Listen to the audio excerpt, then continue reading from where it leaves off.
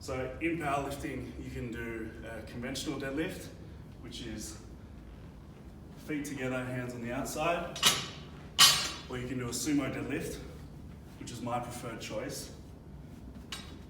Feet on the outside, hands on the inside. For today, I'm just going to demonstrate the conventional because that's what most people are familiar with. The first common mistake that I'll see is always people don't take enough slack out of the bar. They don't know how to take the slack out of the bar. With a deadlift, we don't start with an eccentric phase. There's no downward phase. We don't get to feel the weight first. It starts with the concentric. So we need to be able to generate tension in order to lift safely and efficiently. So when I say take the slack out of the bar, hear this little sound. I'm looking for that sound to sort of be taken and then not let go, right? So I'm taking the slack out of the bar by pulling up, not with my arms. My arms are just locked down. The arms are just hooks, part of the body, right?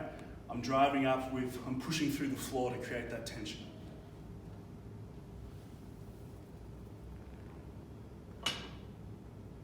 Right? If the weight's light enough, the bar might even hover, and that can be a great exercise. So I'll sort of show you what that might look like.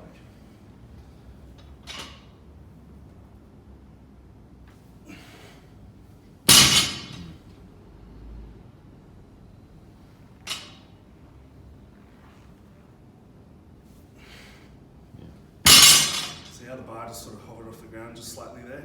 You get to sort of stop and feel that tension.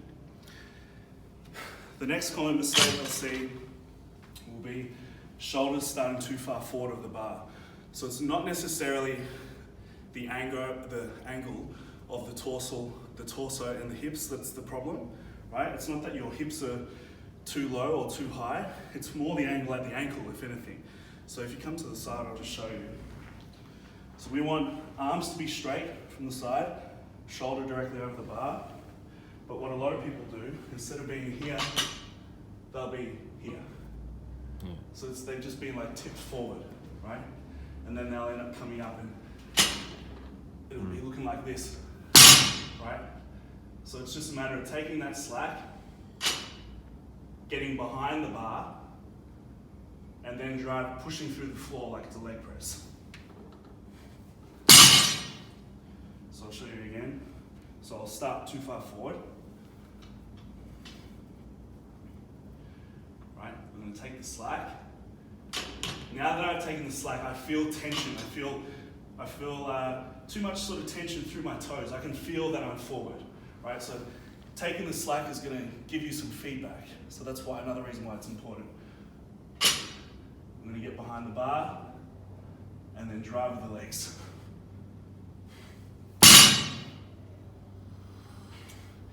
The third most common mistake is that we don't see people engage the lats. So we want to be able to pull our shoulder blades down to our back pockets, pull the armpit down to the pelvis in order to engage the lats, because the lats are going to stabilize the thoracic spine, right?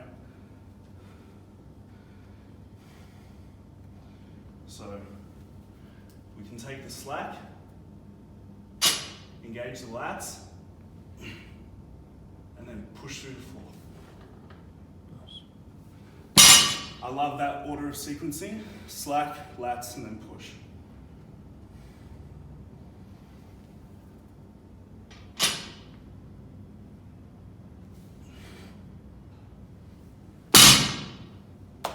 They're my three most common mistakes.